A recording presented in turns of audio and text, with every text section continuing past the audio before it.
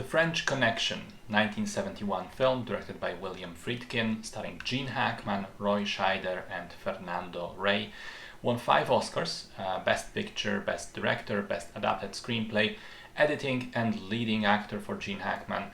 Was nominated for a further 3: Best Supporting Actor for Scheider, and Cinematography and Sound. The film is based on a non-fiction book that details the 1960s investigation into a drug smuggling ring in New York. The story in the movie follows 2 NYPD detectives who get wind of a major drug deal about to happen with a shipment coming in from France, and they start investigating. So I really loved this film, and I think that after reading up about it and learning some behind the scenes stuff after the viewing, my appreciation of it continues to go up. I will start with the most obvious element of it, which is the car chase scene that is considered one of the best ever made. As I was watching it, all tense and excited, I thought to myself, first of all, it is exceedingly well shot and edited, and it makes me feel as if I was there.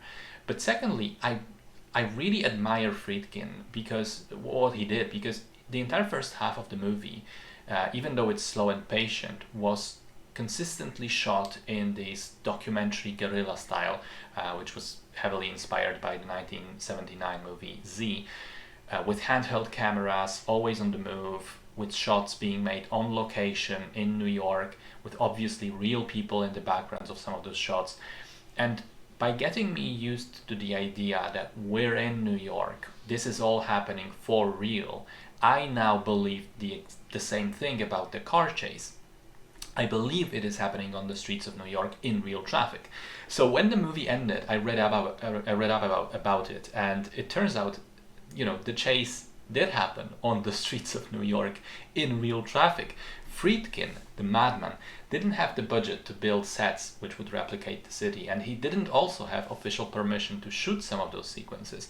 So he just used off-duty policemen who were consultants on the film to direct traffic, semi-officially, and rolled cameras with real traffic, real cars, real pedestrians all around them.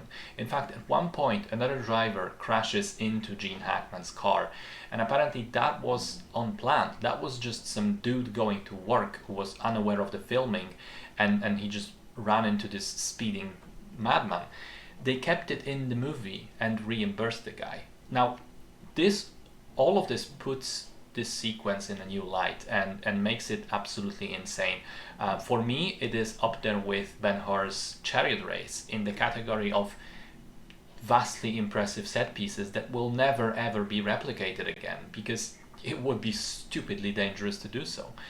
I did mention the guerrilla style cinematography. That, and using real life locations, works wonders in creating a tactile world of the film, in presenting this fantastically grimy, dirty, seedy New York of the 1970s, on par with what I've seen in Taxi Driver.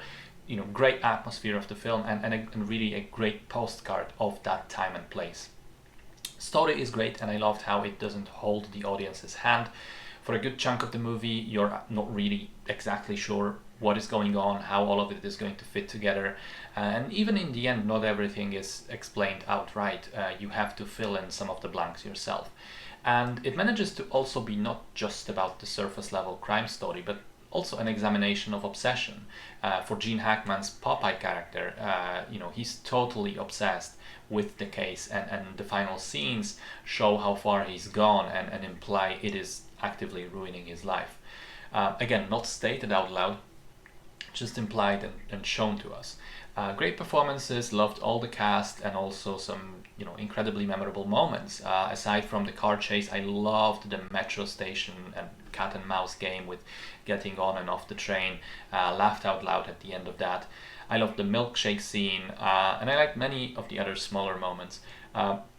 Great film as far as I'm concerned, and I think if you think of yourself as a movie fan, you owe it to yourself to see it at least once. It's a bona fide classic.